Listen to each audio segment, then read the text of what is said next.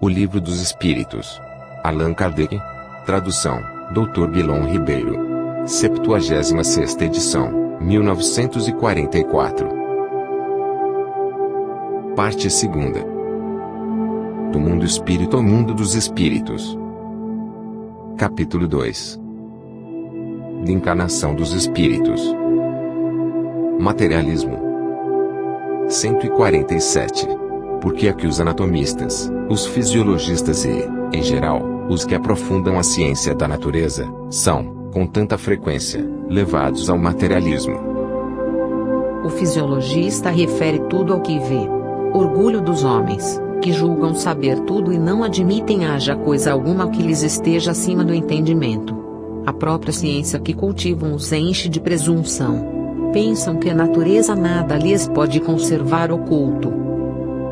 148. Não é de lastimar que o materialismo seja uma consequência de estudos que deveriam, contrariamente, mostrar ao homem a superioridade da inteligência que governa o mundo. Deve-se daí concluir que são perigosos. Não é exato que o materialismo seja uma consequência desses estudos. O homem é que deles tira uma consequência falsa, pela razão de lhe ser dado abusar de tudo, mesmo das melhores coisas. Acrê-se que o nada os amedronta mais do que eles quereriam que parecesse, e os espíritos fortes, quase sempre, são antes fanfarrões do que bravos. Na sua maioria, só são materialistas porque não têm com que encher o vazio do abismo que diante deles se abre. Mostrai-lhes uma âncora da salvação e a ela se agarrarão pressurosamente. Por uma aberração da inteligência, pessoas aqui só veem, nos seres orgânicos, a ação da matéria e a esta atribuem todos os nossos atos. No corpo humano apenas veem a máquina elétrica, somente pelo funcionamento dos órgãos estudaram o mecanismo da vida, cuja repetida extinção observaram, por efeito da ruptura de um fio, e nada mais enxergaram além desse fio. Procuraram saber se alguma coisa restava aí, como nada acharam senão matéria, que se tornara inerte, como não viram a alma escapar-se, como não a puderam apanhar, concluíram que tudo se continha nas propriedades da matéria e que, portanto, a morte se seguia à aniquilação do pensamento.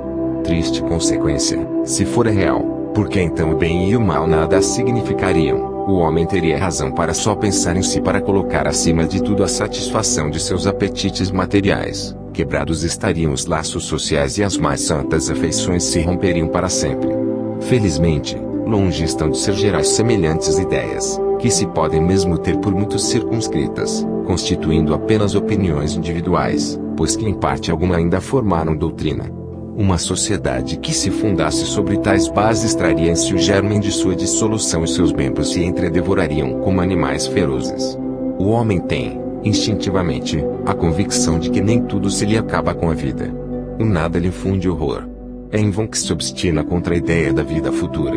Ao soar o momento supremo, poucos são os que não inquirem do que vai ser deles, porque a ideia de deixar a vida para sempre algo oferece de pungente.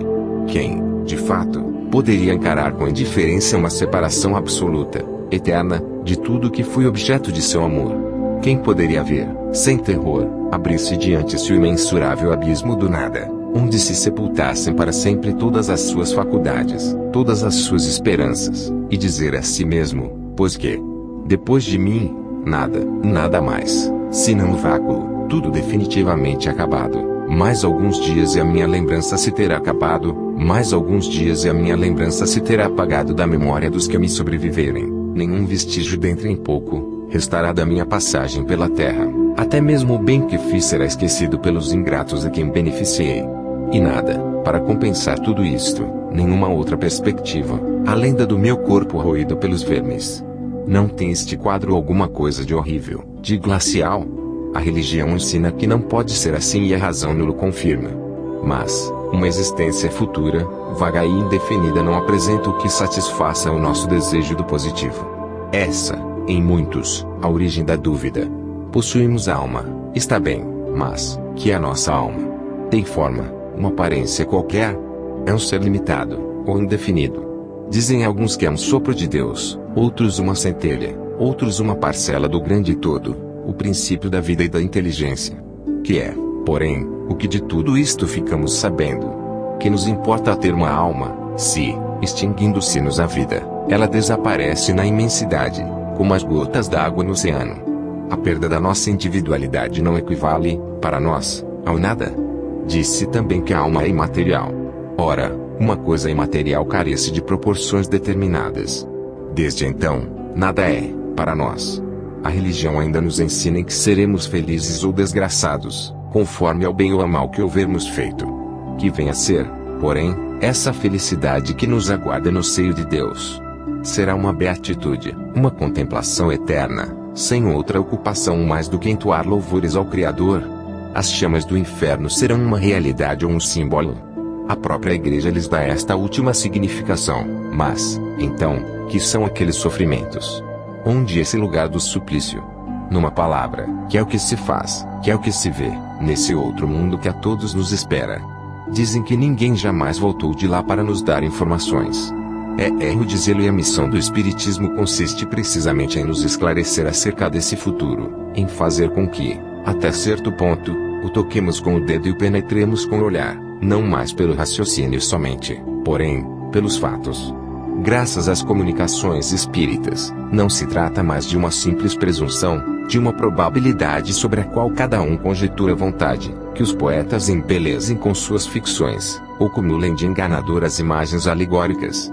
É a realidade que nos aparece, pois que são os próprios seres de além-túmulo que nos vêm escrever a situação em que se acham, relatar o que fazem, facultando-nos assistir, por assim dizer, a todas as peripécias da nova vida que lá vivem e mostrando-nos, por esse meio, a sorte inevitável que nos está reservada, de acordo com os nossos méritos e deméritos. Haverá nisso alguma coisa de antirreligioso? Muito ao contrário, porquanto os incrédulos encontram aí a fé e os tíbios a renovação do fervor e da confiança. O Espiritismo é, pois, o mais potente auxiliar da religião. Se ele aí está, é porque Deus o permite, e o permite para que as nossas vacilantes esperanças se revigorem, e para que sejamos reconduzidos à senda do bem pela perspectiva do futuro.